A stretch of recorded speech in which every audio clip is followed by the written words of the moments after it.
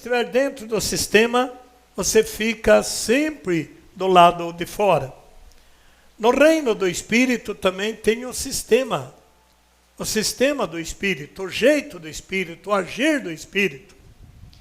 E eles então começavam a censurar a Jesus. O tema que é abordado é para nos ensinar as classes do Espírito que agem. Quando você pega o 12:31 de Mateus, o assunto começa assim. Você está aí no texto. Por isso eu vos digo, todo pecado e toda blasfêmia serão perdoados aos homens, mas a blasfêmia contra o Espírito não será perdoada. Todo que tiver falado contra o Filho do Homem será perdoado. Se, porém, falar contra o Espírito Santo, não alcançará perdão, nem neste mundo e nem no século vindouro. Ou dizeis que a árvore boa dá bons frutos, ou dizeis que a árvore boa é e seu fruto bom, ou dizeis que a árvore má, seu fruto mau. Porque é pelo fruto que se conhece a árvore. Raça de víboras. Maus como sois, como podeis dizer coisas boas? Porque a boca fala do que transborda o coração. O homem de bem tira boa coisa de seu bom tesouro. O mal, porém, tira coisas má de seu mau tesouro. Eu vos digo, no dia do juízo, os homens prestarão conta de toda palavra vã que se tiverem proferido. É por tuas palavras que será justificado ou condenado. Estas são as palavras do Senhor. Nós vemos desde cedo falando dessa dimensão do Espírito. Os fariseus viviam segundo os costumes da carne. O costume da carne tinha uma desenvoltura somente na razão humana. E Jesus veio trazer uma doutrina que dá-se o nome de doutrina cristã. O cristianismo vem de Cristo, depois de Jesus, no Novo Testamento. E as pessoas não conseguiam entender, como até hoje. Muitas pessoas não entendem ainda essa inovação, essa doutrina de Jesus Cristo, que trouxe para dentro da igreja esta renovação do Espírito. Renovação esta que faz com que a pessoa tenha mais afinidade com a palavra de Deus.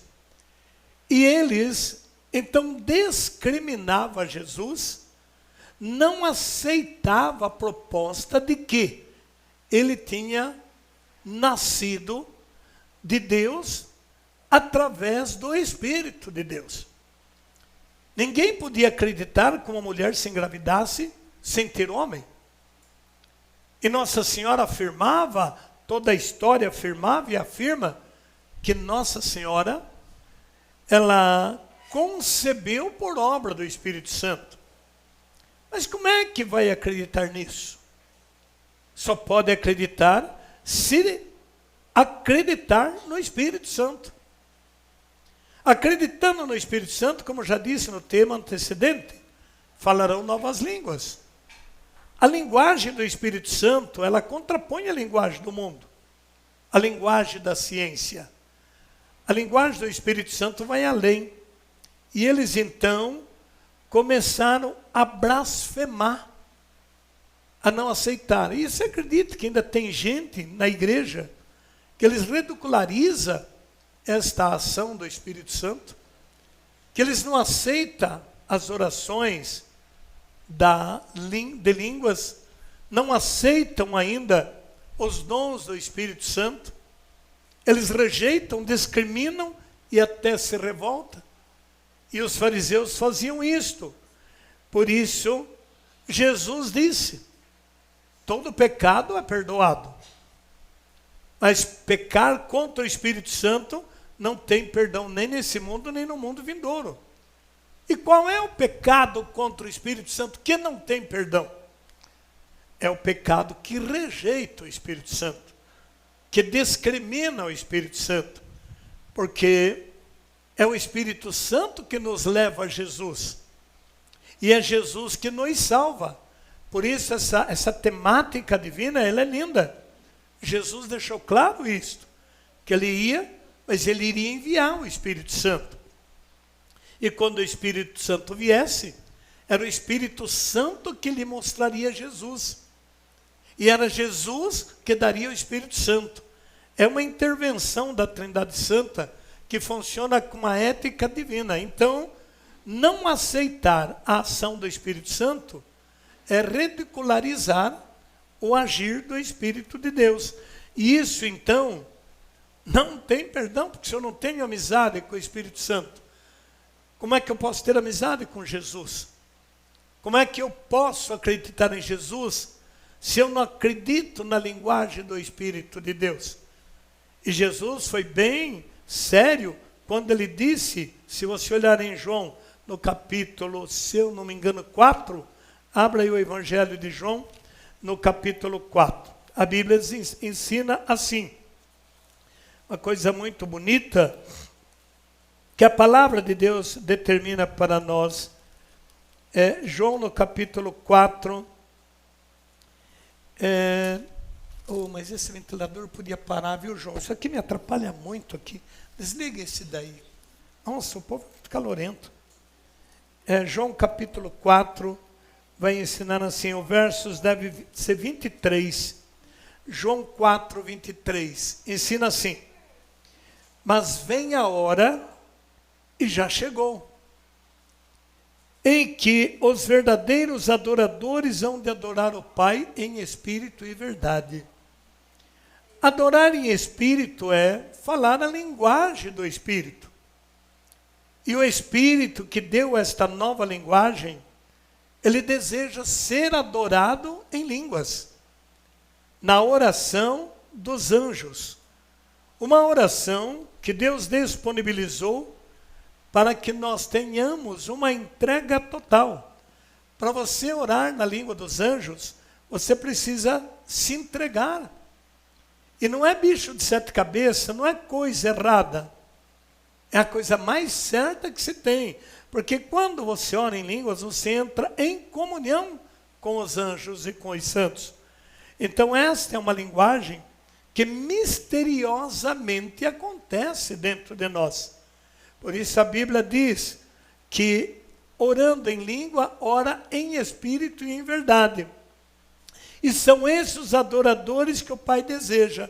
O versículo 24 diz: Deus é espírito e os seus adoradores devem adorar em espírito e verdade. É uma verdade para o Espírito Santo esta linguagem que para o físico é uma mentira. É uma verdade para o céu orar na língua dos anjos, quando a razão e a tecnologia humana, a cultura humana ridiculariza e não aceita. E quanto mais subdesenvolvida uma pessoa é, mais dificuldade ele tem de orar na língua dos anjos.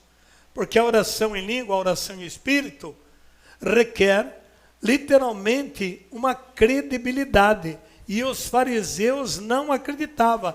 E eles estavam numa disputa, disputando com Jesus.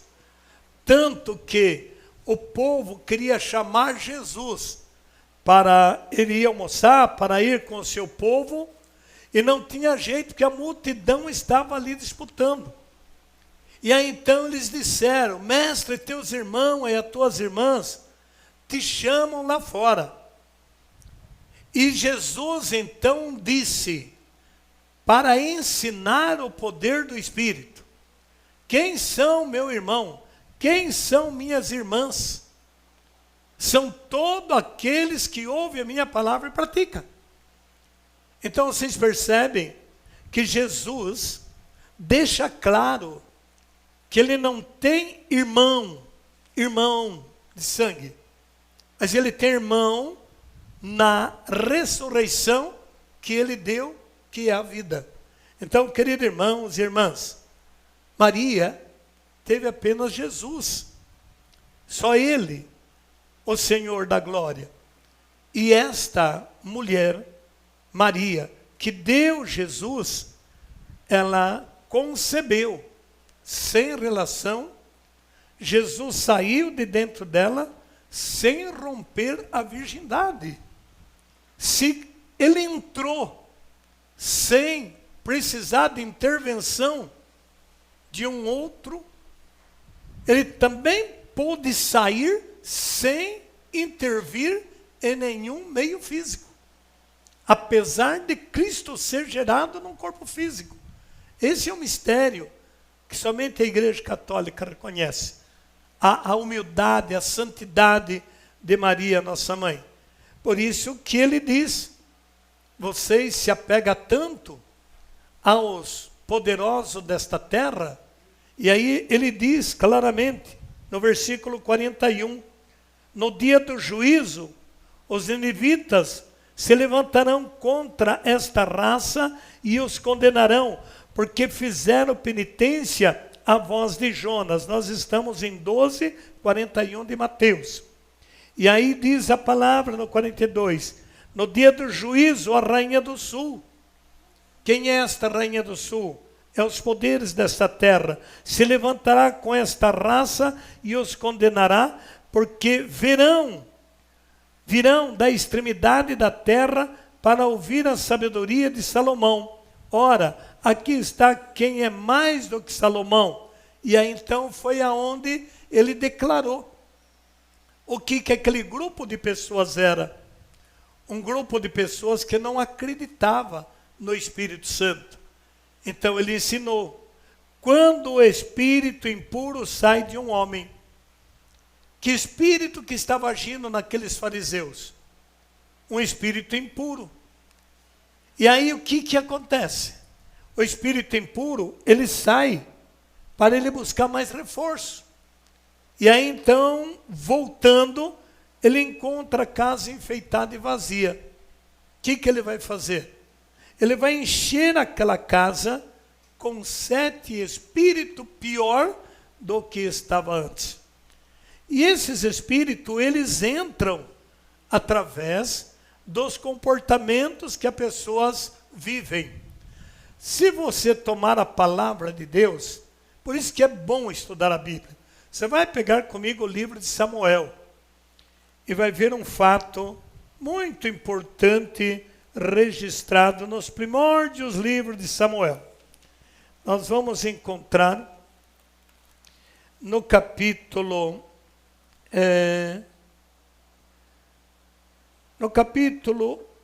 8, 1 Samuel capítulo 8. É uma história muito bonita. E você vai ver como era e como é.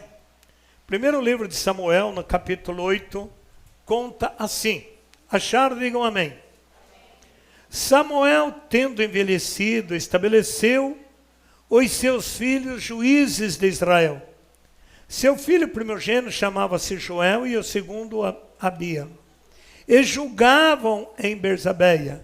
Os filhos de Samuel, porém, não seguiram as suas pisadas, mas deixaram-se arrastar pela cobiça, recebendo presente e violando o direito. Vejam que impressionante. Todos os anciões de Israel vieram em grupo ter com Samuel em Ramá e disseram-lhe: está velho e teus filhos não seguem as tuas pisadas, dá-nos um rei que governe como tem todas as nações. Estas palavras, dá-nos um rei que nos governe, desagradaram a Samuel, que se pôs em oração diante do Senhor. Ora, o Senhor disse-lhe: ouve a voz do povo em tudo o que te disserem. Não é a ti que eles rejeitam, mas a mim, pois já não querem que eu reine sobre eles. Faze contigo como sempre o tem feito comigo, desde o dia em que os tirei do Egito até o presente. Abandonaram-me para servir a deuses estranhos, atendendo-os agora. Mas declara-lhes solenemente, dando-lhe a conhecer os direitos do rei, que reinará sobre eles. E referiu Samuel todas as palavras do Senhor ao povo que clamava por um rei. Eis, disse ele, como vos há de tratar o vosso rei. Tomará os vossos filhos para os seus carros e seus cavalaria, ou para correr diante dos seus carros. Samuel ficou bastante chateado com esta proposta. Ele que era sacerdote, profeta e rei. Então ele leva uma decepção muito grande, porque ele deu toda a vida por aquele povo, e o povo não aceitou o governo dos filhos e nem o governo dele. E começaram a fazer coisas que era desagradável a Deus. E isto ocasionou o quê? Um atrapalho muito grande no mundo de Israel. Atrapalho esse que tirou a ética do conceito de Deus e colocou uma ética que não era o conceito de Deus. O Senhor com isto fez o quê? O que acontece até os dias de hoje. Quem deve agir em nossas vidas é o Espírito Santo de Deus. Um Espírito que Deus implicou em nos dar, para que através do Espírito Santo nós pudéssemos, em primeira mão, conhecer a palavra. Em segunda mão, praticar a palavra. Em terceira mão, adorar a Deus em espírito e verdade. As orações que são feitas apenas com a razão humana, são orações proclamadas somente com os lábios. A oração que é feita com o Espírito de Deus, é uma oração que brota do Espírito de Deus para dentro do ser humano. Quando é o agir de Deus, há uma mudança no comportamento. Há uma mudança em todas as atitudes. Essa mudança chama-se conversão. Na época, Israel estava vivendo uma vida de pecado.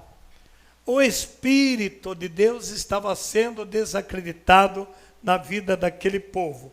O que acontece? Uma senhorinha começa a rezar e pedir a Deus que alguém ministrasse Israel com espírito de sabedoria. Essa senhora chamava-se Ana. Amados e amadas, no capítulo 1 começa a história deste Samuel, no qual foi encarregado de arrumar um rei. Veja a cabeça do povo. Eles preferem um rei do que um sacerdote, do que um homem de Deus. E aí ocorreu o seguinte: Deus falou para Samuel, você ajeita um rei para esse povo, porque eles não estão revoltados contigo, Samuel. Eles estão revoltados comigo. Faça tudo o que eles pedirem, mas orientem eles o que irá acontecer. E ele então falou, vocês me pedem um rei. A gente vai arrumar um rei para vocês. Porém, saiba que a partir do momento que entrar um rei, vocês vão ficar submissos a esse reinado. Vocês, vossas mulheres e vossos filhos, perderão todo o vosso direito. Porque o rei é que vai dominar. É ele que vai determinar todas as coisas. E o povo não quis nem saber. Enquanto não vem este rei, começou a acontecer o quê? Uma coisa muito horrível. A Bíblia nos conta, no capítulo 4 do livro de Samuel, os acontecimentos. No capítulo 3, versículo 11. 1 Samuel 3:11.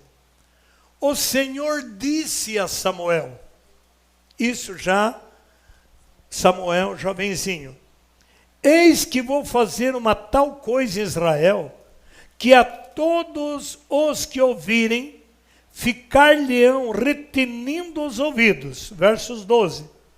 naquele dia cumprirei contra Eli todas as ameaças que pronunciei contra a sua casa.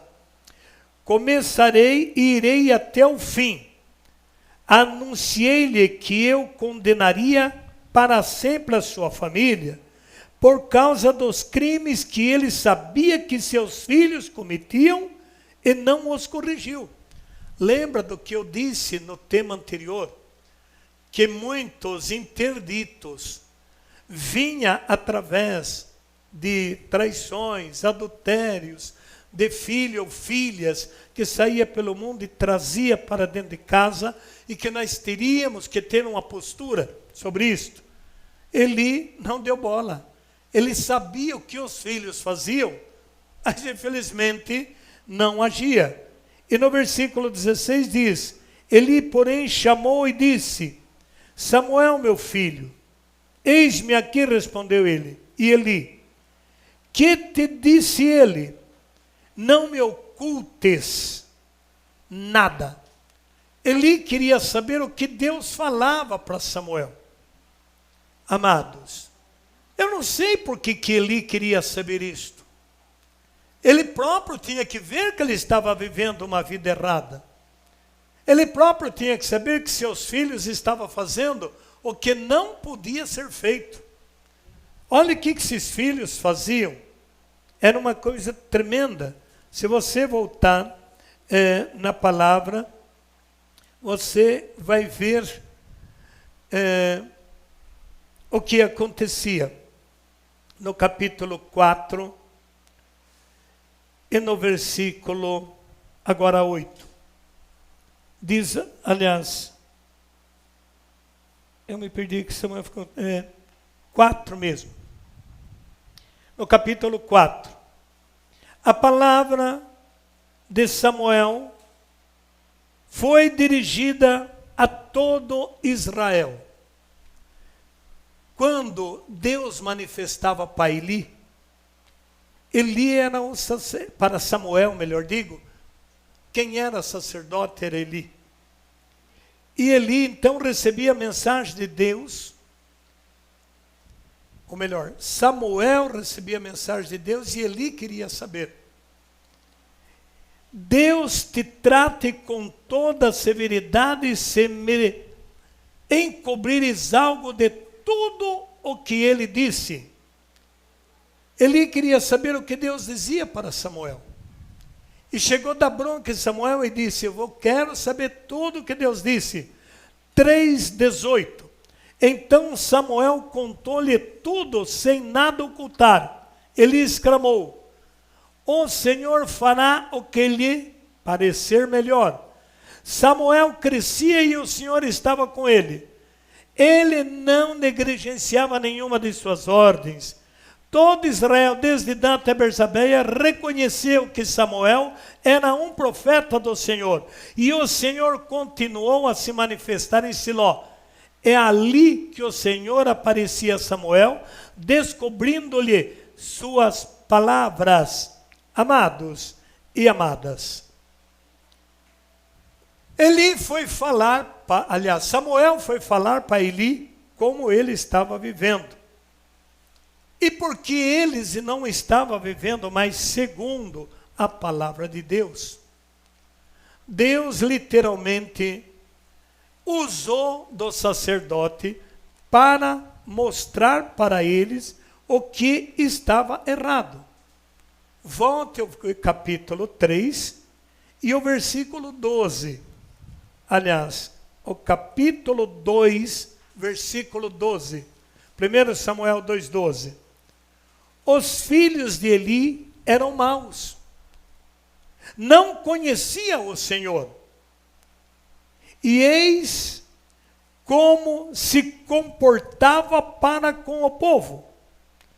Quando alguém imolava uma vítima, vinha os servos do sacerdote. No momento em que se cozia a carne com um garfo de 3 dentes, metia-o na caldeira, na marmita, na panela ou no tacho, e tudo que o tridente trazia, tomava-o para o sacerdote. Assim fazia a todo israelita que vinha a Siló. Antes que se queimassem a gordura, vinha o servo do sacerdote dizer ao que sacrificava: dá-me a carne de assar para o sacerdote. Ele não aceita carne cozida, mas unicamente carne crua.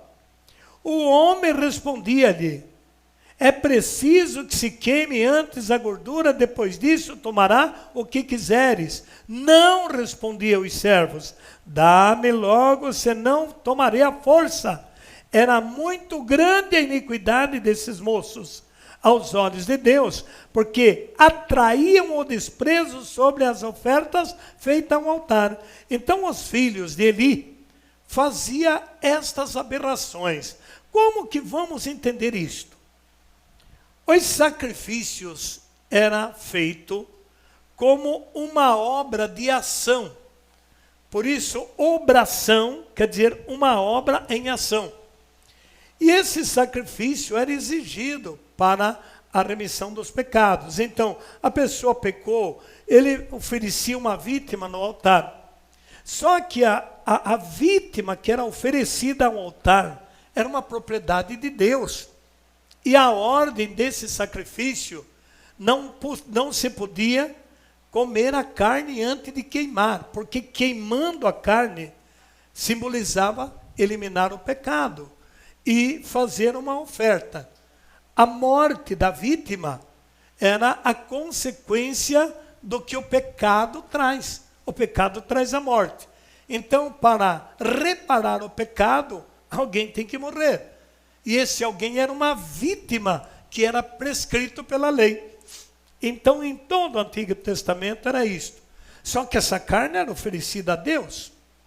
E por esta carne oferecida a Deus, ninguém podia tocar.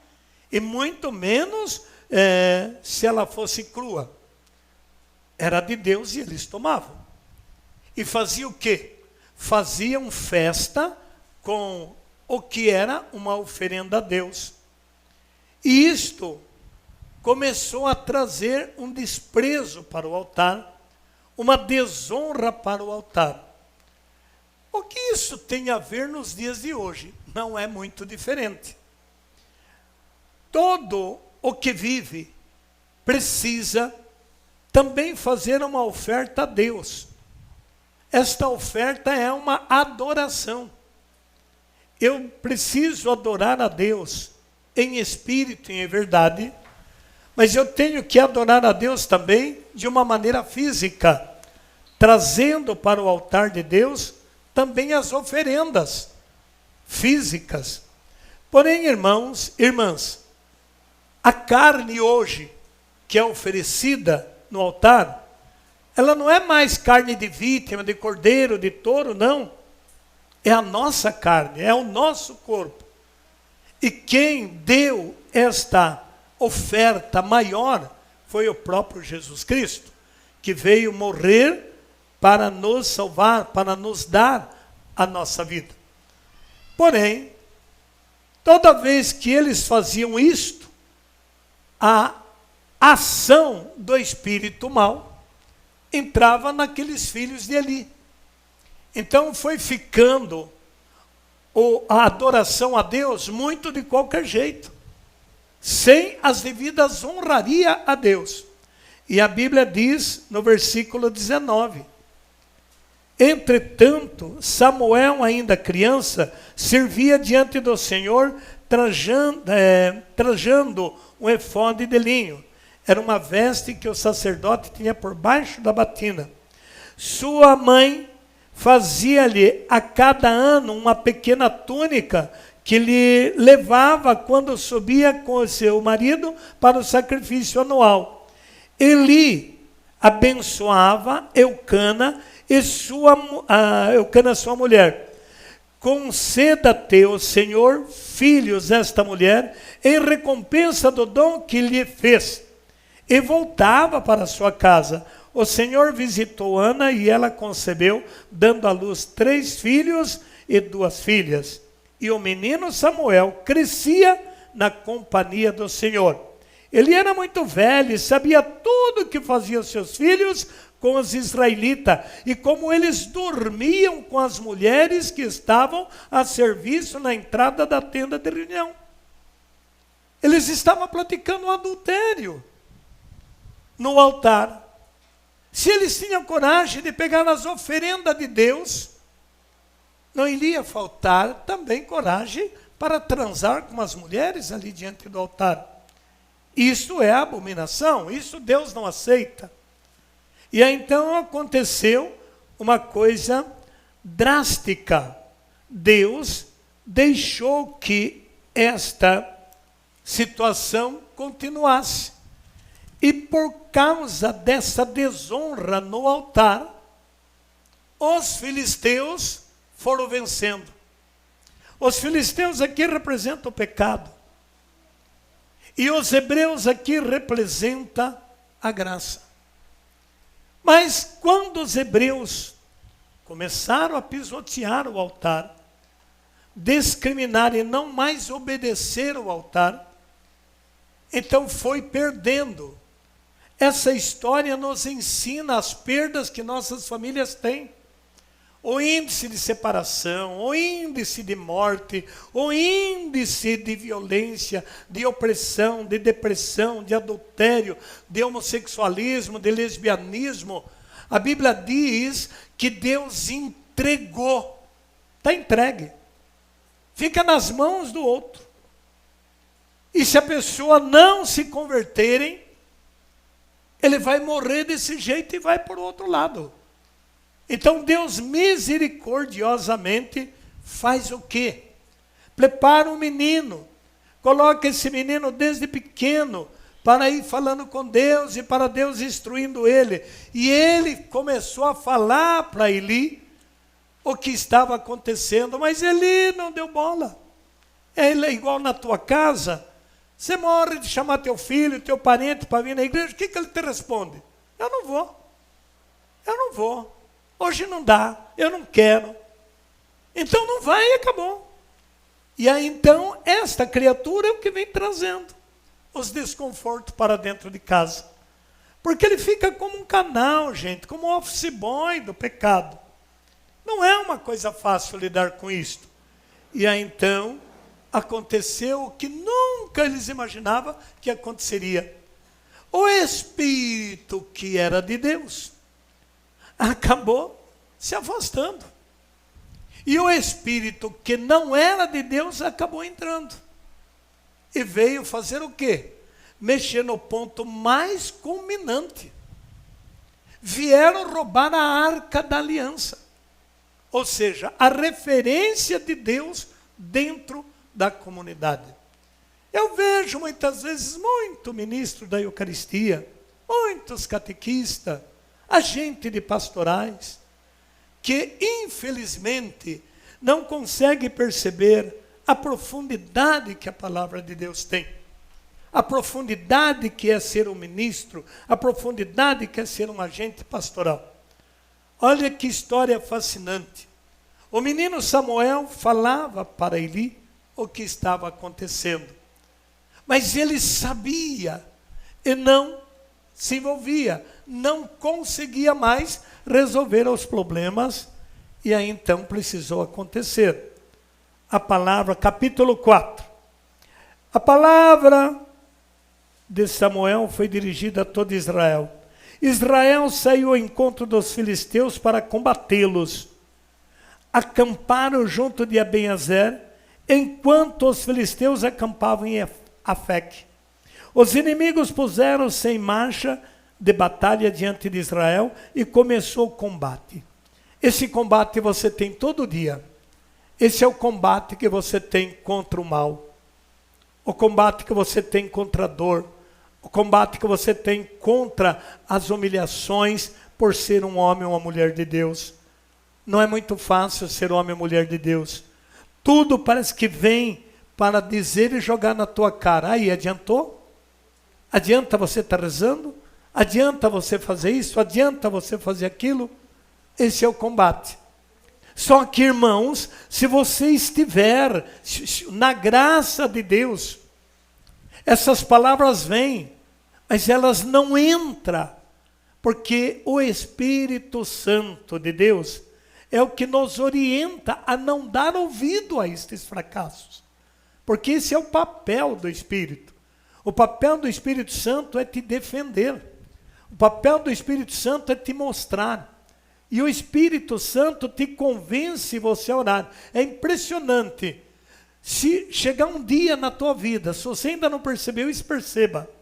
Que você sente um desejo de rezar.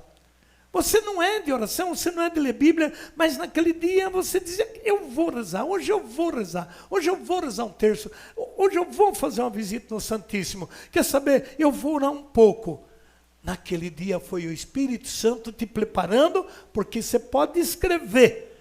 2, 3 dias depois estoura uma bomba. E você orou, e você começa a resistir ao bombardeio, porque o Espírito Santo te preveniu. Ou com a quebra de um carro, ou com um acidente naquela estrada, ou com uma notícia de enfermidade, ou com um problema da tua família. Na tua casa não vai faltar problema. Diga isso, por irmão. Não vai faltar. Sempre vai ter um problema. Ou com a mulher, ou com o filho, ou com o cunhado, ou com o pai, ou com o sogro, a sogra, ou com o vizinho, sempre, ou com o filhinho. É problema na escola, é notícia da escola, sempre você vai ter um problema. É uma criança que chega chorando, dizendo que o menino bateu nele, que está com a pedra nele, e que ele vai xingar, e o menino vem chorando para te atacar. Então você toma dor daquele filho, daquele menino, e quer saber quem foi, e pode fazer um barraco por uma briguinha de criança. Gente, quando você não vê com estes olhos, você acha que tudo é normal. Quando você vê com o Espírito, você sabe que é coisa do Espírito. Então, sendo um homem espiritual, mulher espiritual, você acredita que é uma coisa do mal que está querendo te atacar para fazer o bem. E aí, a Bíblia orienta. Deus falou para Samuel que os hebreus iriam ter uma incursão com os filisteus. E esta incursão, esta guerra, iria trazer prejuízo. Então eles vão guerrear. Mas vão guerrear de que jeito? Eles estavam em pecado. Eles estavam afastados de Deus. Eles ficavam olhando o exemplo dos filhos do sacerdote, que estava fazendo bagunça. É o que muitos hoje veem e olha. Às vezes vai na igreja e fica olhando o tipo de padre, o sermão do padre, caluniando o padre, falando mal do padre. Às vezes aquele padre está sendo o que a assembleia é. A resposta de um bom sacerdote é o comportamento de uma boa assembleia. Se a assembleia é uma assembleia que realmente está com o Espírito de Deus, ela facilita o sacerdote. Mas se a assembleia é uma assembleia que está em briga, com incursão, o que eles vão fazer? Eles entram na igreja, ajoelha, fica de pé, se coça, comunga, vai embora, vira a mesma rotina de sempre. Sem nenhuma mudança de vida. Se xingava, continua xingando, se fumava, continua fumando, se bebia, continua bebendo, se vira... Não muda nada, só que domingo que vem eles vão de novo na missa. Não posso perder missa. Mas está com o espírito errado. Pergunta para o do lado, que espírito está nesse corpo? Pergunta para ele. Ei, dá um glória a Deus.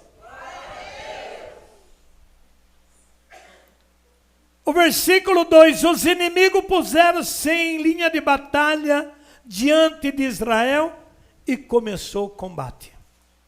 Quando você lê isso, vê você. O teu inimigo alinhou atrás do seu plano. O inimigo alinhou atrás de sua família. E você sabe que é o inimigo que atacou teu filho, que atacou teu trabalho, que atacou teu patrão, que atacou teu casamento, porque não tem explicação o que tem acontecido ultimamente com você, com a tua casa. Não tem explicação. É só uma explicação. É o inimigo. É o inimigo. Amados, abram a Bíblia. No Salmo, capítulo 60 e 3. Por que que o inimigo tem essa força? Porque nós estamos fracos. Israel não estava adorando em espírito e verdade. Israel estava transando com as mulheres diante do altar. Que espírito estava naquela celebração? Queridos, queridas, se os ministros estão de briga com o sacerdote, se o sacerdote está com mágoa do bispo, com mágoa do outro irmão sacerdote, com mágoa da comunidade, que espírito que está reinando dentro desta igreja? É o que estamos vendo na palavra. Os filisteus formam guerra. E os filisteus é o pecado. É o adultério. É a condenação. É a briga. A briga por poder, a briga por política. Quantas pessoas odiando o outro por conta de política e entrando na fila e comungando? Qual é o Deus que vai entrar no coração de quem tem ódio, de quem faz vingança? São essas as iniquidades que iriam entrar dentro da igreja, dentro do lugar sagrado. O inimigo age assim. É boca de Deus, é palavra de Deus. 63 versos 2. Ouvi, Senhor, minha lastimosa voz. Do terror do inimigo protegei a minha vida. Preservai-me da conspiração dos maus, livrai-me da multidão dos malfeitores. É uma multidão que faz o mal. É a palavra de Deus falando. E quem é a vítima? A Santa Igreja. A Santa Família. Nós somos vítimas. Nós somos presa fácil do inimigo, se não tivermos o recurso do Espírito. Por isso Jesus disse para eles: a rainha vai levar vocês à condenação. Por isso, quando o Espírito sai de um homem, ele vai em busca de repouso. E esse Espírito, ele tem uma multidão. Do terror do inimigo protegei a minha vida. Versos 3. Preservai-me da conspiração dos maus, livrai-me da multidão dos maus feitores. Olha o que os maus feitores fazem. E às vezes você nem sabe. Você não entende. Porque te dói tanto esse corpo. Você não entende. Porque você carrega tanta dor de cabeça, tanta dor na coluna, tanta dor nas pernas, tanta sonolência, tanto mal-estar. Você não entende. Mas a Bíblia está lhe dizendo: eles aguçam suas línguas como espada e desferem como flechas palavras envenenadas. Vocês já ouviram falar que existe um tipo de bala? Não entendo nada disso.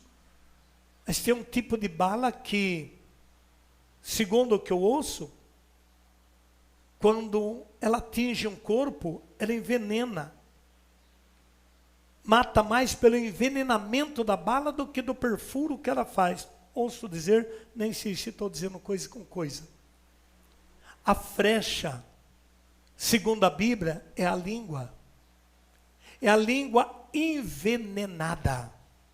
Desferem como flecha palavras envenenadas, e olha, para atirarem do esconderijo sobre o inocente, a fim de feri-lo de improviso, nada temendo.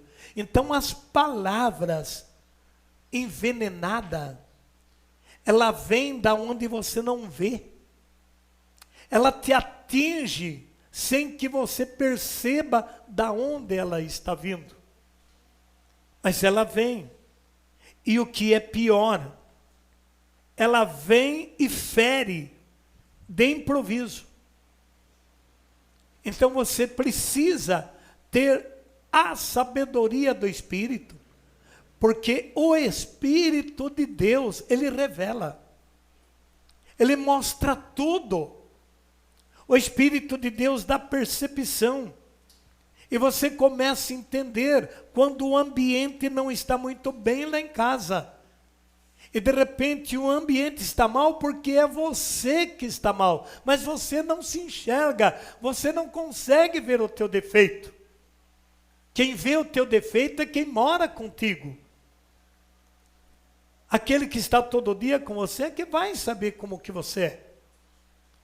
E aí, como você está ferido, você não aceita correção.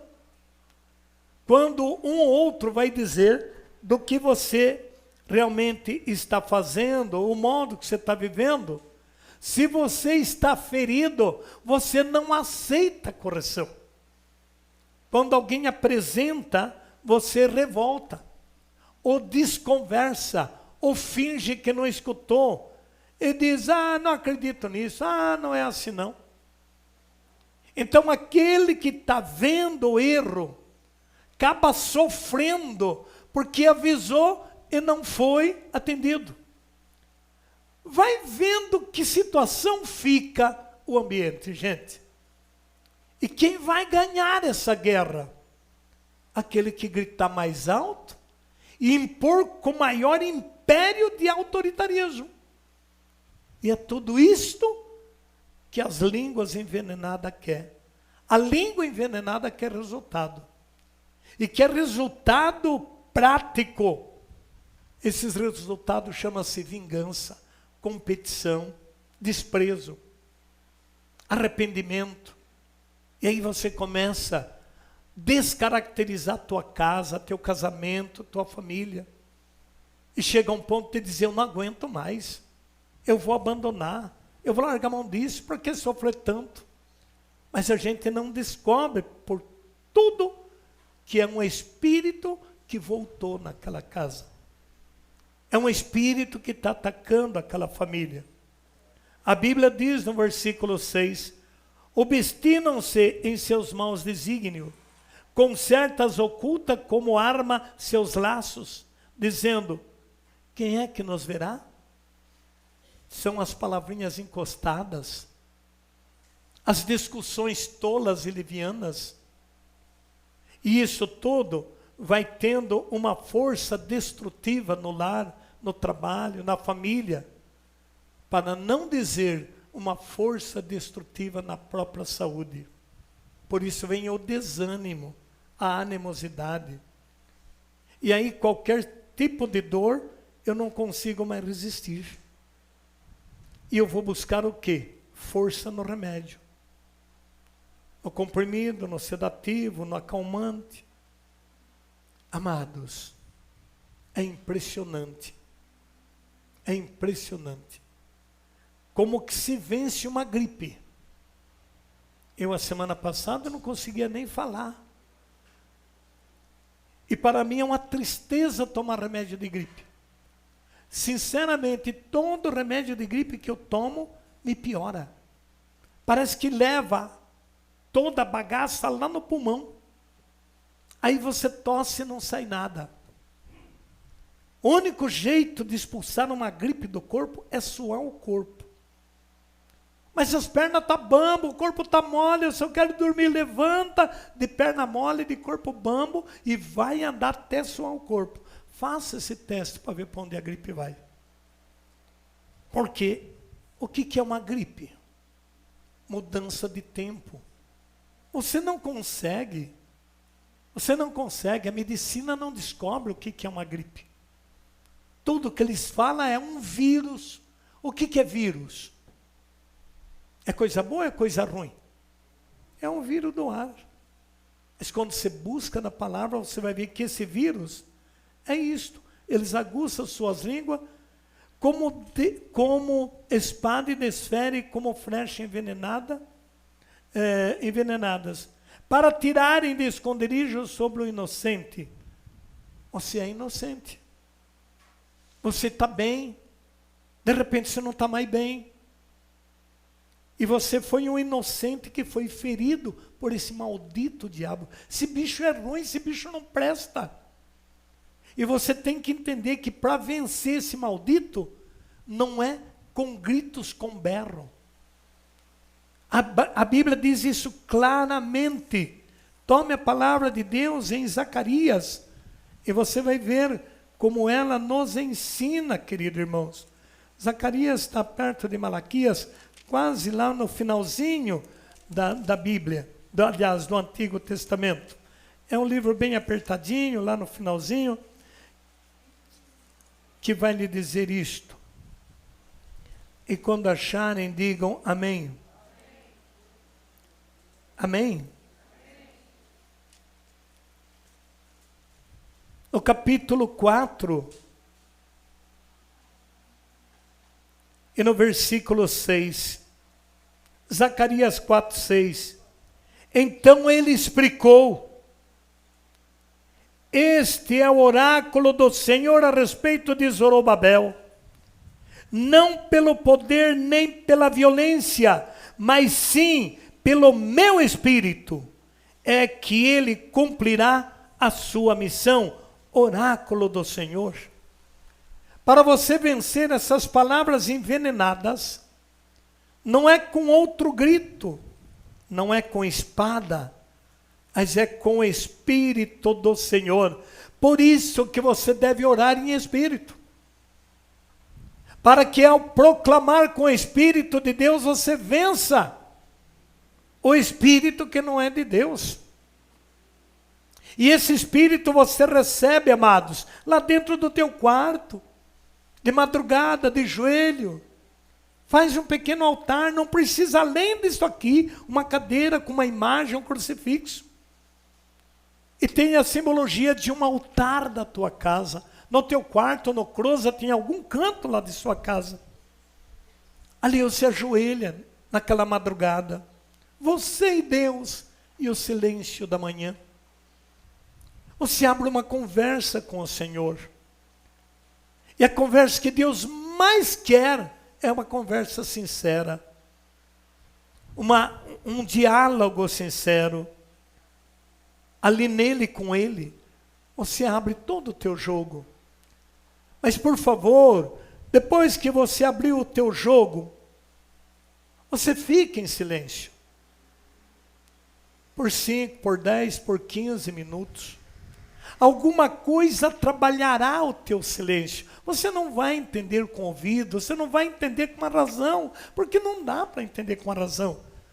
Gente, Deus é espírito, e os adoradores têm que falar em espírito. Você tem que ligar o espírito, mas você necessita de uma luta, porque teu espírito é bloqueado.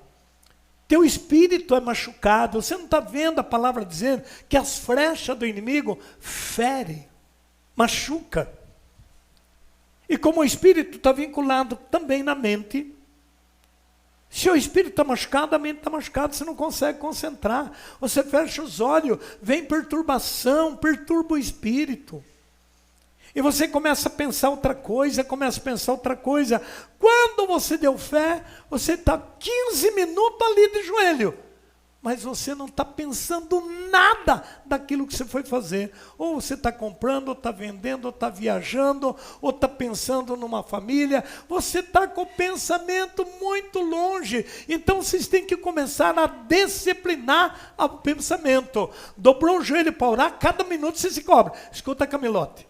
Onde está teu pensamento? Opa, volta aqui. Começa a ler a Bíblia. Leu 15 versículos. Escuta aqui, o que você entendeu? Nada, volta a ler. Diga por lá dentro, volta a ler, porque você estava lendo aqui com o pensamento em outro lugar.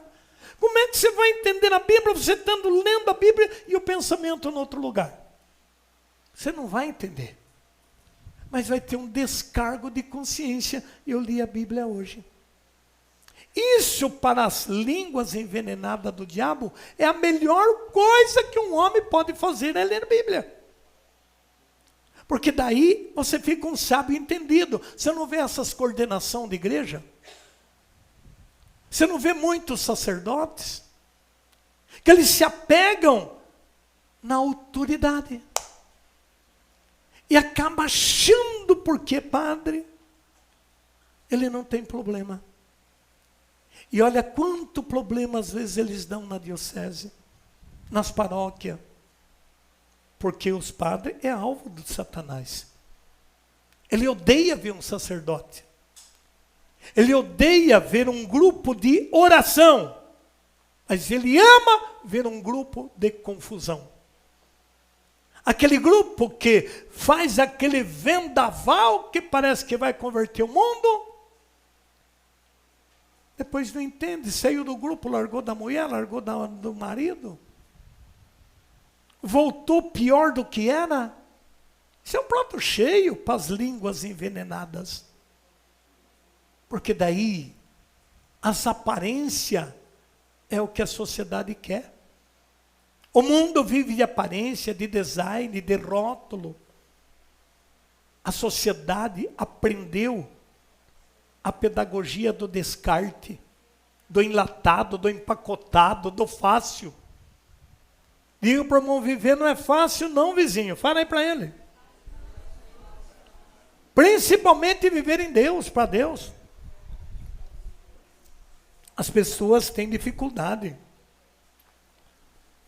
E aí você volta no livro de Samuel.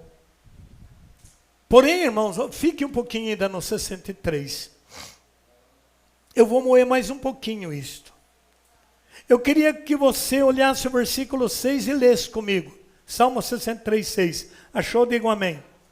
Obstinam-se em seus maus desígnios e concertas oculta, como arma seus laços, dizendo, quem é que nos vê? Que laço é esse? Quando você começa a olhar para a mulher do outro, liga para o irmão, não fica desviando na mulher dos outros. Fala aí, irmão. Se estiver perto do marido, dá uma beliscadinha nele. Não fica desolho no marido dos outros, dá uma beliscadinha nela. Isso é cilada, diga, irmão, cuidado com a cilada, vizinho, fala. De olho nos bens dos outros. Impressionante, né? Se a pessoa é bem remunerada, é bem rica, todo mundo chega, bate, oi, é o fulano. E qual é a diferença? Obstina-se em seus maus desígnios. Ele pode tapear, pode falar, tudo, você não vê nos meios de comunicação, as barbaridades que saem lá, mas tem que mostrar status, tem que ser do jeito que a mídia ensina. Diga para o do lado, vai nessa, irmão. Com certas ocultas, como arma seus laços. Cilada. O diabo arma cada cilada.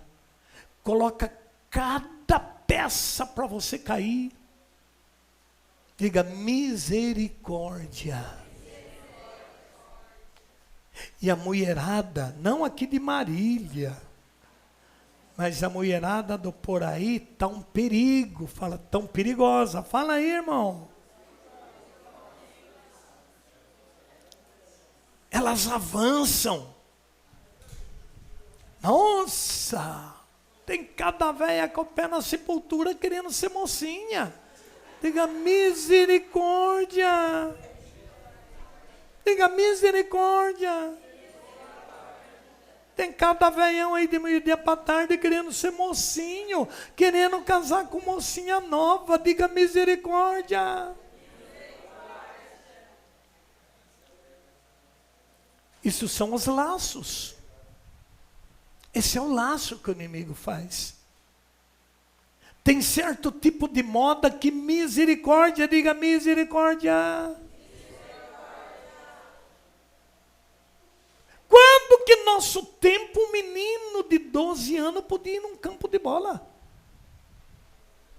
Lá é lugar para adulto. Criança ficar em casa. Olha hoje, que desordem que virou, embalada, criançada. Eu acho que eu estou no outro mundo mesmo. E aí a gente vê os resultados. Fica 5 minutos em frente da TV, coloca uma bacia debaixo que enche de sangue. Matou, roubou, estrupou, bala perdida, aí papapá. Só vê desgraça. Planeja um crime e oculta seus planos. Amados, esses dias eu estava passando uma reportagem do filho que matou o pai e põe no... Não sei se vocês viram isso. Colocou no freezer e estava fritando, comendo carne do velho. Vocês viram isso? Você já pensou em que situação chegou? Mas em Jeremias 19:9 diz que chegaria um tempo que iria acontecer isso. E o tempo já chegou, está acontecendo. Insondáveis são o espírito e o coração de cada um deles. Insondável. Ei, dá uma olhadinha nas faculdades. Olha o que acontece nas faculdades. Olha o índice de adultério que tem nas faculdades. Menininhas novas estão ali para estudar, mas de repente está ali traficando, fumando, bebendo. E como é que essa droga entra? A faculdade não é um lugar de instrução, um lugar de ética. Esses benditos políticos dizem, meu governo será saúde e educação. Gente, inflama o rim escutar isso da boca desses políticos. Saúde e educação. Olha as educação que está lá em cima nos governos. Que pouca vergonha. Como que os demônios usam aqueles homens? Que brigueiro, que desentendimento, que corrupção. Cabeça enferma, o que será aqui para baixo? Nós estamos num caldeirão fervendo, gente. A qualquer momento isso aqui vai dar uma explosão que vai sobrar muito pouco. Planeja os crimes e oculta seus planos. Insondáveis são o espírito e o coração de cada um deles. Traição, bebida, farra, corrupção. Rapaziada, encontra menina no outro dia já levou para o motel, já transou, já fez filho, deixou para avô e vó cuidar. Como é que vai ficar o fim disso, gente? Como? Me explica. No dia do juízo, a rainha do céu vai levar diante dos corruptos e ali serão condenados. Por isto, meus irmãos e as minhas irmãs são aqueles que fazem a minha vontade. Quando o espírito sai de um homem e vai errante em busca de repouso que não acha, ele vai tomar 7 espíritos e volta. E de repente, se você está lutando com um plano oculto, você pode receber 7 planos ocultos. Por isso que rezar é difícil, porque você vai orar, você é tentado para dormir. Você é tentado para não ter força. E aí você não leva isso a sério. E vai perdendo, vai ficando anêmico na fé. E aí as orações não atingem mais. E foi essa situação ocorrida com os hebreus. Volte para nós irmos estudando a palavra no capítulo 4. E versículo 2, Samuel 4:2. Os inimigos puseram-se em linha de batalha diante de Israel e começou o combate. Que combate você está travando na sua casa? É contra a bebida, é contra a droga, é contra o adultério, É contra o desamor dele ou dela? Ei, fecha um pouquinho teus olhos e diga para você qual é teu combate. É com a saúde? É com essa enfermidade que não passa? Qual é teu combate? Em que lugar você está derramando as suas lágrimas? O que te dá mais tristeza na vida? Às vezes você chega até alegre para cima, entra dentro de casa, vem um choque.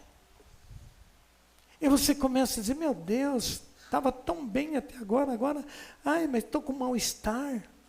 Você não vê, mas você sente. Curve a tua cabeça agora. Apresente a Deus. Deixa Deus trabalhar um pouquinho esse coração. E olha que você tem lutado, hein? Você não está de braços cruzados. Eu sei que você está lutando. Eu estou lutando, estamos lutando. Mas os resultados estão tão pouco. Mas eu creio no que eu estou ouvindo. De repente, lá no passado, aconteceu. Alguém me dizia ontem que alguém fez um roubo e passaram-se 10 anos. E a polícia os pegou esta semana. Assim é o pecado.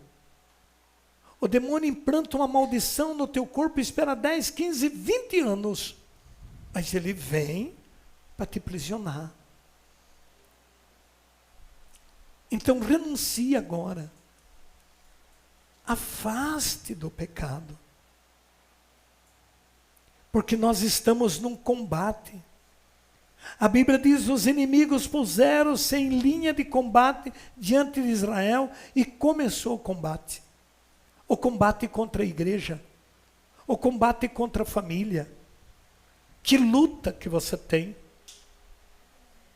E daí alguma coisa diz lá dentro, eu também errei, eu também pequei, eu fiz errado. Claro. Mas agora você não está fazendo mais. Agora você queria consertar. Mas você chora porque você luta e você ainda não vê resposta. E aí você vem no encontro, você escuta as pessoas dizendo, tenha força, você vai vencer. Você olha para a tua realidade, você não vê. Mas você vai vencer. Você vai vencer. Amadurece essa ideia. Diga para o teu coração, diga teu nome para Jesus.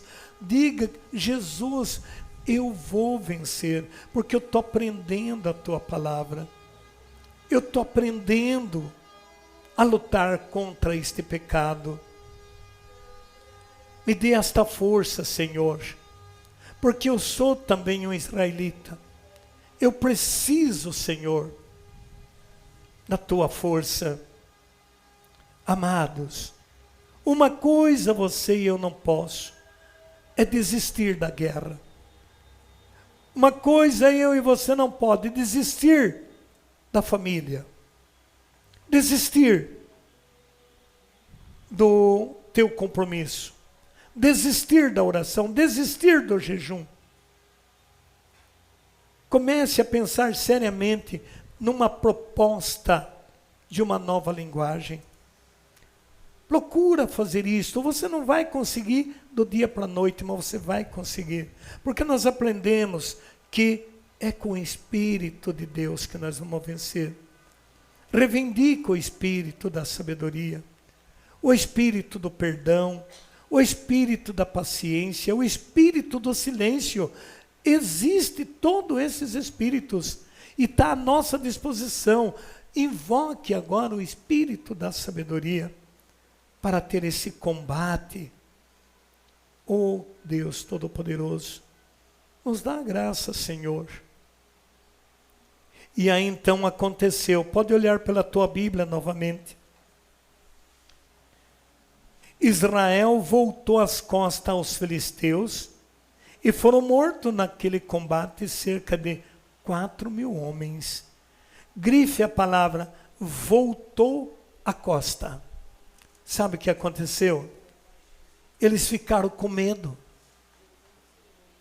Eles ficaram com medo dos filisteus. E eles tentaram fugir. E para fugir, se você está indo aqui, você tem que voltar. E quando eles voltaram, as flechas atingiram as costas deles. E eles foram morrendo. Às vezes, você sente um vazio tão grande, e você começa a pensar, eu não vou conseguir mais não. Minha esperança já morreu. Eu acho que Deus me abandonou. Os meus pecados que me fizeram isto. E vamos entrando por esta linha de pensamento, que nada mais é do que palavras envenenadas. Palavras que no passado o inimigo colocou em sua boca. E que ela se tornou uma realidade. Aí então você começa a pensar em tudo. Mas em tudo que já se foi, em tudo que já se passou. Vem aquelas lembranças mais doloridas. Nos dois sentidos. Aquelas lembranças bonitas, que vai te dando uma saudade, uma saudade, uma saudade. E aí então você sofre, sofre, sofre, porque era tudo muito bonito, mas você não tem mais. Então você sofre. Mas se de repente, a lembrança de uma coisa muito sofrida, muito dolorida, uma perda muito drástica, as palavras envenenadas vão trabalhar teu sentimento. E as forças ocultas, como nós vimos na Bíblia, ela vai trabalhar o teu sentimento.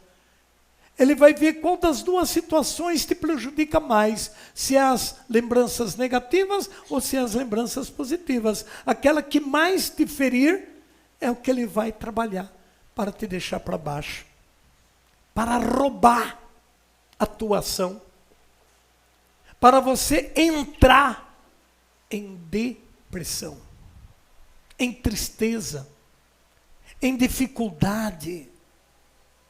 Aí é difícil, o marido fica difícil, o filho fica difícil, o ambiente fica difícil.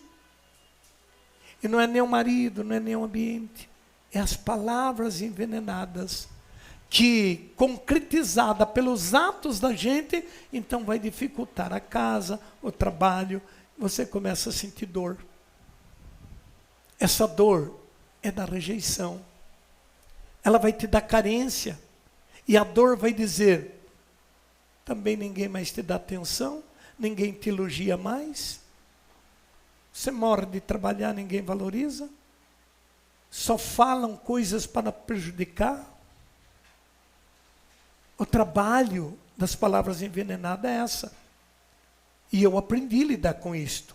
Quando me vem aquelas lembranças mais doloridas, porque lembra. Então eu começo a utilizar o que eu estou passando para vocês. Eu começo a orar e começo a deletar. E ao invés de eu sentir isso como um sofrimento, embora também eu tenha sentimento, embora também eu ainda derramo lágrima algumas vezes, mas nada disso me tira o meu altruísmo. Nada disso me tira meu ímpeto, embora a gente sente uma queda muito grande. Mas eu guerreio muito contra isso.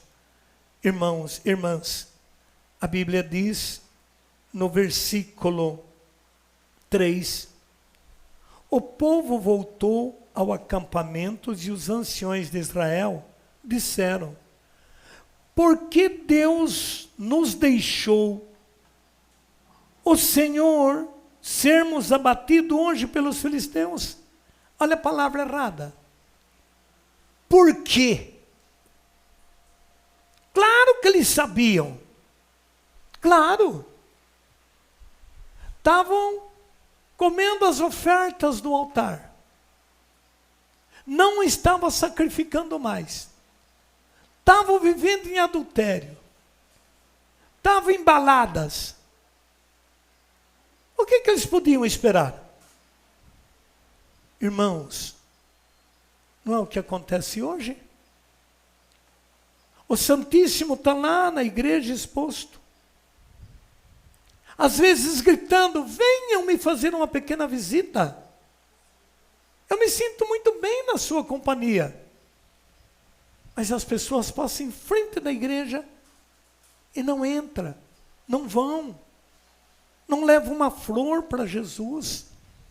Não vai lá levar um sorriso, dizer obrigado, Senhor. Eu chego às manhãs na capelinha lá em casa, eu brinco.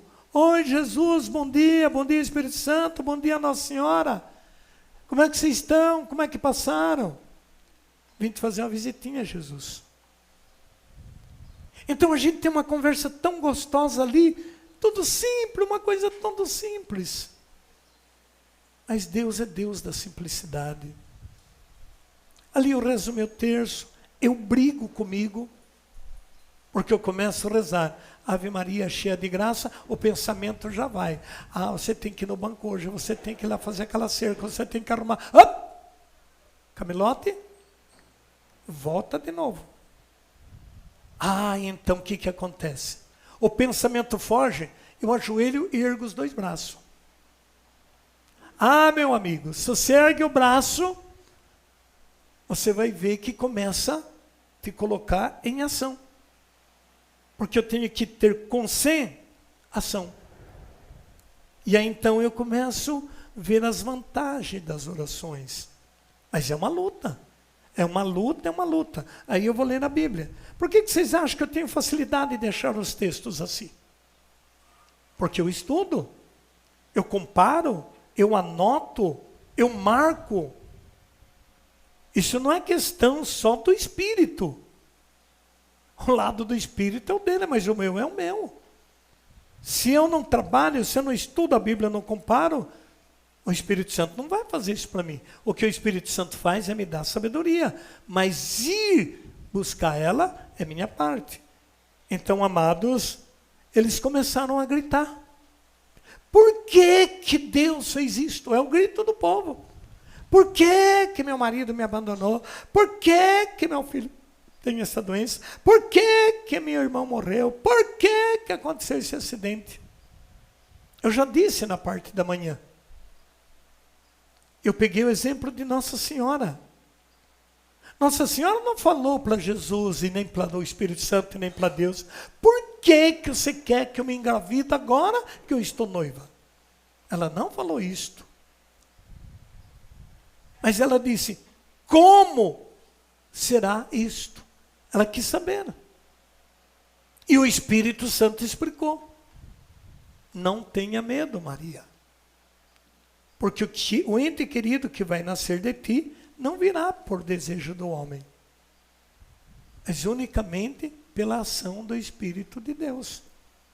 Então, quando você quer resolver algum problema, não diga por que Deus, mas muda o que Deus quer me dizer com isto. Ai, ai, não, glória a Deus. Senhor, te louvo por esta passagem, te louvo por este problema que eu estou com ele, te louvo por esta desobediência do meu filho, eu coloco ele nas tuas mãos, meu Senhor, e vou conclamar, resolva este problema. E aí então você não fica mais pedindo, mas fica glorificando, adorando. Eu adoro Jesus, eu honro Jesus na enfermidade do meu filho, no erro da minha nora, no erro do meu genro. Eu honro o teu nome na vida errada dele, Senhor. Eu te glorifico por tudo isto. Pai, se o Senhor olhou por uma Raabe, por uma prostituta e salvou a vida da família inteira dela, meu Senhor, o Senhor há de olhar também pela prostituição do meu filho, da minha filha, pela droga do meu filho, do meu irmão, do meu cunhado, enfim, sei lá quem é de vocês, se tem este problema. Então você começa a honrar a Deus, você começa a colocar Deus ao encalço deste filho, e Deus tem seu jeito. Ah, se tem. Deus vai usar. Deus não usou de Daniel? E não foi falar para Nabucodonosor? Amados, Nabucodonosor, o jeito que está fazendo não agrada a Deus. Por isso teu reino será tomado e você vai pastar como boi. E ele não teve como reagir, porque ele acabou, o espírito saiu dele, os pelos de Nabucodonosor cresceu, a unha cresceu, e ele foi exatamente embaixo da árvore que ele teve a visão naquele sonho, que ninguém interpretava. Daniel interpretou e falou: você vai virar um animal, por muitos dias. E ele fez. Ficou lá igual um bicho peludo, pastando capim, porque desobedeceu Deus. Mas quando você obedece a Deus, Deus vai tomar a tua causa. Mas para isso precisa orar, confessar, perdoar, perdoar, perdoar, perdoar. Primeira pessoa a ser perdoada é você mesmo. Então a Bíblia diz, versículo 3, o povo voltou ao seu acampamento e os anciões de Israel disseram: por que nos deixou o Senhor sermos abatidos hoje pelos filisteus? Vamos a Siló e tomemos a arca da aliança do Senhor, para que ela esteja no meio de nós e nos livre das mãos dos inimigos. Olha para vocês verem, o interesse é uma barganha. Eles tinham abandonado a arca. Como muitos abandonam a igreja, abandonam a confissão, abandonam a Eucaristia, abandonam as leituras bíblicas, abandonam. Aí quando tem um acontecimento, eles correm para a igreja, correm para o grupo de oração. Vai resolver, meu irmão? Não, porque você está com outro interesse. O teu interesse não é de servir o Deus de Israel. O interesse é pessoal. Você quer que Deus de Israel te cure. Então nós temos esses tipos de cristão. Vai à igreja quando está doente, mas ele vai com o interesse de ser curado e não de ser um homem de Deus. Ele não vai ser curado, que para alcançar a cura tem que tirar o sistema. E tirando o sistema tem a mudança de vida. Então ele não vai ser curado, aí ele vai revoltar contra Deus. E vai dizer: não adianta rezar, não adianta ir no grupo, eu fui lá no grupo, rezou, não valeu nada, Deus me esqueceu, Deus me abandonou. É o jeito do povo. Digo para o irmão: você também é assim, vizinho? Dá um tapinha nele, fala se ele não é assim. Mas de repente Deus é tão misericordioso que foi uma cura. Aí ele diz: agora eu sou curado, eu não vou mais. Então é o que os filisteus disseram. Correram atrás da arca da aliança. Mas a verdadeira arca só tem sentido quando a fé está ligada à arca. A missa tem sentido quando você está ligado à Eucaristia, ao sangue do Cordeiro. E para você estar ligado ao sangue do Cordeiro, você tem que estar em dias com a lei do Senhor. Você tem que estar em dias com o seu dízimo. Se você tem coragem de roubar Deus, não sendo dizimista, a quem mais que você vai honrar? Pois você rouba Deus, meu irmão, o que mais você vai honrar? Como? E aí então, como é que Deus pode te proteger? Está fora. Você não lembra aquela mulher que gritava: Senhor, minha filha está com espírito imundo, ela cai, ela baba. Não convém jogar o pão para os cachorros.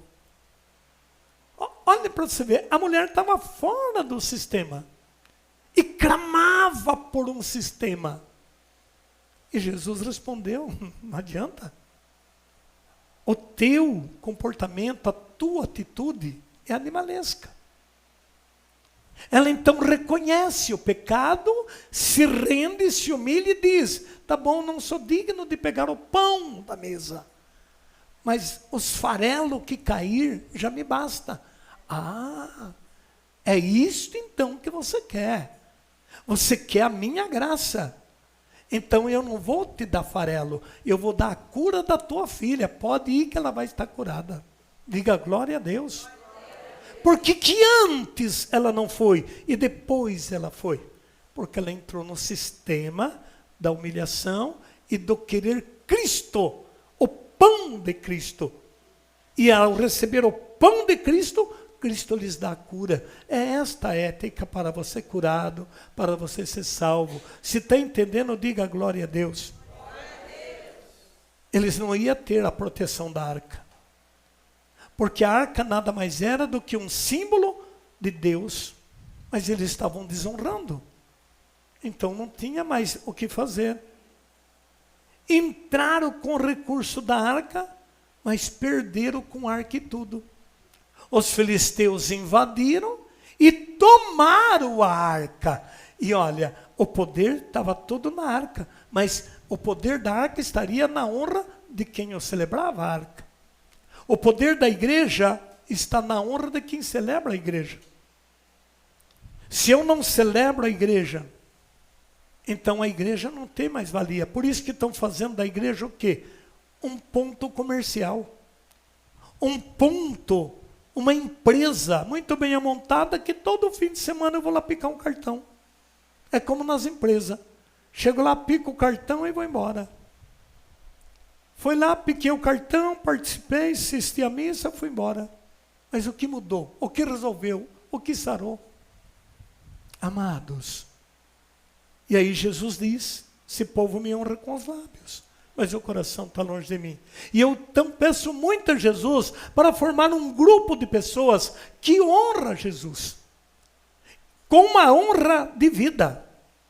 A palavra viva tem essa incumbência de fazer um povo, ser um povo vivo para a igreja, um povo vivo para a família, um povo vivo para Deus.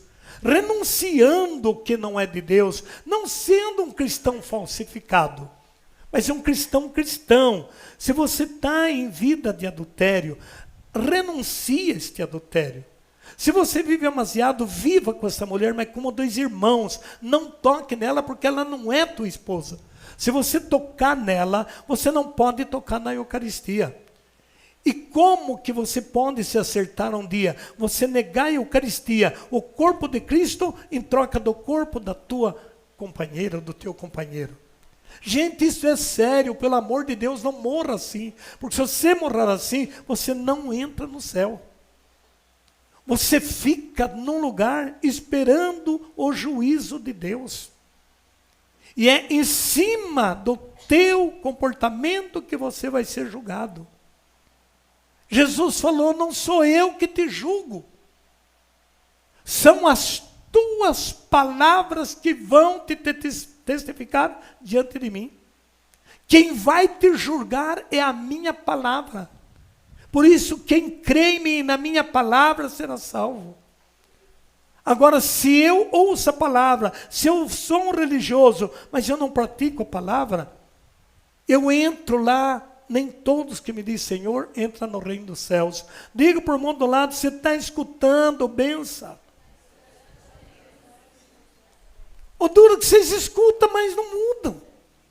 E aí vai continuar tudo do mesmo jeito. O que os filisteus fizeram? A palavra de Deus diz no versículo 7. Então tiveram medo e disseram, Deus chegou ao acampamento, ai de nós, ai de nós. Até agora, nunca viu coisa semelhante. Ai de nós. Os filisteus, que não era de Deus, reconheceram a arca que ali estava Deus. E os hebreus, que era para reconhecer, não reconheceram. Então eles disseram, encorajamos, vamos batalhar e vamos roubar a arca, porque o apreço dos filisteus era derrubar o império dos hebreus. O apreço dos demônios é derrubar a crença que você tem na Eucaristia. Por isso funda igreja em cada esquina de cidade. Onde pregam prosperidade, onde prega a vida fácil, onde prega milagre, é um patrocínio de cura, de milagre, de salvação e de transformação. Coisa absurda, coisa absurda. Gente, eu vou fazer 50 anos que estou nessa missão. E eu tenho um testemunho de vida. E para mim receber alguma notícia de Deus, olha, esse povo aperta um botão, Deus está falando, está tudo acontecendo, está vindo. Meu Deus, que será o fim disso, meu Jesus? E aí então, troca o corpo e sangue de Cristo por um pão molhado num vinho, que representa o corpo, que não é o corpo. Como é que vai ser o fim disto, gente? Que não se celebra mais um casamento. Se não dá certo, pode arrumar outra. Mas não é isto que a Bíblia ensina, gente. A Bíblia ensina um matrimônio, uma celebração matrimonial, mediante um voto, mediante uma promessa. E aí, então roubaram a arca. E aí começou a desabar tudo. No capítulo 4 e no versículo 9, os filisteus encorajaram. Os demônios fazem isso, sabia? Quando ele começa a ver a derrota de uma família, eles encorajam cada vez mais. E aí então os filisteus disseram, versos 9, coragem, ó filisteus, portai-vos veronilmente, não suceda que haja escravizados aos hebreus, como eles o são a vós. Sede homens e combatei. Começaram a luta e Israel foi derrotado, fugindo cada um para a sua tenda. Houve um espantoso massacre, tendo caído de Israel 30.000 homens de pé. E a arca de Deus foi tomada, e os 2 filhos de Eli, Ofni e Fineia, morreram, pereceram. Amados, quantos lares lindos. Vocês dias uma pessoa me ligou e diz, ai, o meu casamento está desabando. Ai, meu Deus, eu não sei. A minha filha de 16 anos já está ficando tão mal que eu estou achando que ela está concebendo toda a nossa briga, coitadinha, ela está tendo algum surto. Eu vou estar em Marília, meu amigo. Desce lá, traga a família. Se está nessa situação, tua família está precisando de Deus. Ah, nós vamos ter uma festinha de aniversário. Mas como é que você vai fazer festa de aniversário em pé de guerra? Pois é, né? Fazer o quê? Não coça a tripa, Márcia Marisa. Não coça a tripa. Quer dizer, vão fazer festa, vão beber, vão comer, vão farrear com a família nesses pés de guerra. Filisteus, hebreus. E agora? Tomaram a arca. Tomou a referência. Quantos que o diabo está tomando? Tirando do corpo vivo de Cristo. Tirando da igreja verdadeira de Cristo. E jogando por aí. Quantos vezes quanto igual a quantos? E como é que vai ficar o fim disto? Ao menos nós, que sejamos firmes pelo amor de Deus, que tenhamos a coragem de enfrentar, porque retaliação vem, perseguição vem, crítica vem, tudo vem, parece que tudo desaba em cima da gente. Mas Deus é mais. Diga para o irmão, Deus é mais. Diga para o do lado, Deus é mais. E no capítulo 5, no capítulo 4, a notícia foi para o grande sacerdote Eli. Um homem da tribo de Benjamim, tendo escapado da batalha, fugiu naquele mesmo dia para Siló.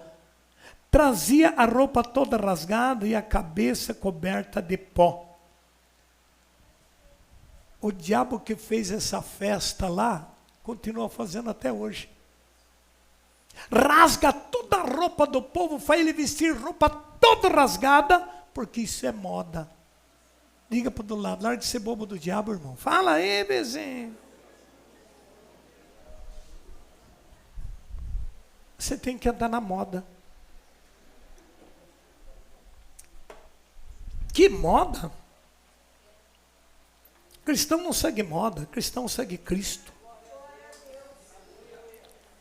Irmãos, a mesma guerra que os demônios fizeram contra os hebreus é o que fazem hoje contra a sociedade. E obriga a obedecer, hein? É shortinho, mostrando tudo, é degote, é se expondo no máximo. É todo tipo de música que estimula a sexualidade. É balada, é show. E no que vai terminar isto? Na minha volta será como nos dias de Noé, disse o Senhor. O povo casava, dava-se em casamento, até que veio o dilúvio e levou a todos. Assim será na minha volta. E o povo está aí desse mesmo jeito. Versículo 13. Chegou no momento em que Eli se encontrava sentado numa cadeira à beira do caminho, inquieto e temoroso pela arca de Deus. Agora que ele vai ficar temoroso? Ele tinha que ter visto isso antes. Isso é o que muitos pais, deixam o filho crescer, ficar um homem, para depois tentar querer educar. Aí não dobra mais, meu irmão. Entretanto, aquele homem na cidade espalhou-se por toda parte a notícia, e toda a cidade levou-se num grande clamor. Eli, ouvindo-o, perguntou: que clamor é esse? Nesse momento chegava o homem para dar-lhe a notícia. Ele tinha 98 anos, seus olhos estavam parados e já não viam. O homem disse-lhe: venho do campo de batalha de onde escapei hoje mesmo. Que aconteceu, meu filho? Israel, respondeu o mensageiro, fugiu diante dos filisteus. O povo sofreu uma grande derrota. Teus 2 filhos, Ofni e Finéia, morreram, e a arca de Deus foi tomada. Ao ouvi-lo mencionar a arca de Deus, ele caiu de sua cadeira para trás do lado da porta do templo. Fraturou o crânio e morreu, pois era um homem velho e pesado. Tinha sido juiz em Israel durante 40 anos. E aí, veja como o Espírito desfere. A guerra estava distante do templo. E não fizeram nenhuma guerra contra Eli. Mas a notícia foi a pior flecha. É o que te acontece. A notícia que você vê pelo celular, pelo Facebook, a notícia que você vê na tela da televisão, é o que vai matando aos poucos. A notícia de que subiu, a notícia de que matou, a notícia que roubou. Então a notícia diz que assaltaram um banco, explodiram bomba, e aí então você já fica morrendo de medo, e vai pôr cerca elétrica, e vai pôr isso, e vai pôr aquilo. Cerca elétrica, quem faz ela são os presos lá na cadeia. Eu atendi um presidiário que me dizia: seu Camilote, todo tipo de alarme somos nós que fabricamos, então a gente conhece o segredo de tudo. E você não acredita? Permite eu abrir tua caminhonete. Olha, não foi um segundo. Ele abriu e deu partida na caminhonete. Ele diz: é nós que fazemos toda espécie de alarme. E nós amamos quando chegamos numa casa que está toda cheia de cerca elétrica. Nós vamos numa única pecinha, desliga o fio, e aí então nós baderna para valer. Só Jesus para nos salvar. Diga isto. Eu quero ver eles desligar a pecinha de Jesus. O comando do Espírito Santo. Eu quero ver. Eu quero ver. Quando aqueles malditos homossexuais quiseram transar com os anjos, invadindo a casa de Ló. Ló não tinha cerca elétrica, não tinha cachorro brabo, não tinha nenhum armamento de guerra, mas o próprio anjo soprou aqueles bichos. E eles ficaram todos cegos. Deus cega os bandidos e não deixa entrar na casa dos cristãos. Diga glória a Deus. Então o velho caiu e morreu. E não se sabe que jeito morreu. Se na bênção ou no pecado. Mas alguma coisa boa o velho Eli não tinha, porque a notícia não podia matar.